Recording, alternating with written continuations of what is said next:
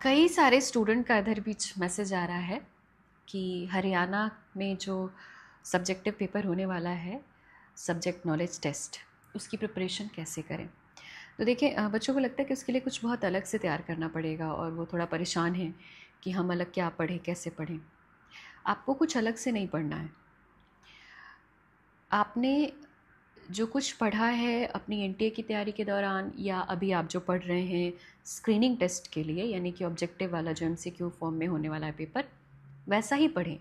बस उसके साथ एक चीज़ करते चलें। जैसे कोई भी टॉपिक आप याद करते हैं ना, कोई भी टॉपिक, जो बच्चे ठीक से पढ़ते हैं, डीप डिटेल गाइड और वन लाइनर पढ़ने वालों की बात नहीं कर रही हूँ मैं, जो भी ठीक से किताबों से पढ़ते हैं, तो आप जब भी कोई टॉपिक किसी किताब से पढ़ रहे हो तो आप जिस फॉर्मेट में याद करते हैं ना, उसी फॉर्मेट में आप उन चीज़ों को जैसे याद करते हैं वैसे लिखिए। जैसे कि मैं ये एक किताब में लेकर के क्यों बैठी हूँ, ये भोलानाथ तिवारी वाली भाषा विज्ञान है। तो इसमें देखिए, जैसे अगर आपसे सवाल पूछ लिया कि हिंदी की स्वनिम व्यवस्था क्या है, उसको व्याख्यायित करिए, तो जब हम स्वनिम पढ़ते हैं तो हम क्या क्या याद करेंगे कि भाई स्वनिम शब्द कहाँ से आया है।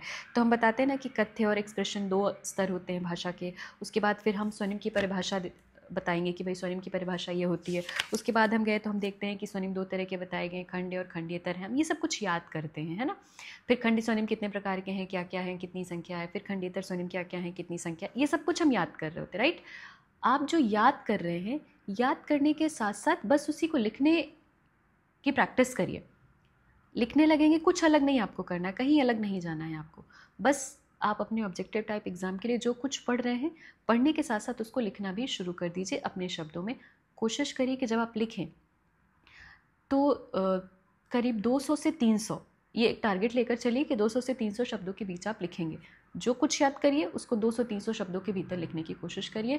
बड़ा टॉपिक है तो 200-300, अगर मान लीजिए छोटे छोटे टॉपिक याद कर रहे हैं तो फिर छोटा शॉर्ट आंसर में लिखने की कोशिश करिए, 100 शब्दों में, 150 शब्दों में। इतने से ही आप अगर अभी से प्रैक्टिस करेंगे तो भी ठीक ठाक टाइम है आपके पास, अच्छी तैयारी हो जाएगी। और अगर अकेले नहीं कर पा रहे हैं तो हमारे साथ जुड़ जाए। टेलीग्राम चैनल का लिंक यहाँ पर नीचे मैं पिन कर दूँगी कमेंट सेक्शन में। आप वहाँ पर आकर के जो कुछ भी पूछना चाहते हैं, कोर्स से रिलेटेड जो कुछ भी बातें, आप हमसे पूछ सकते हैं।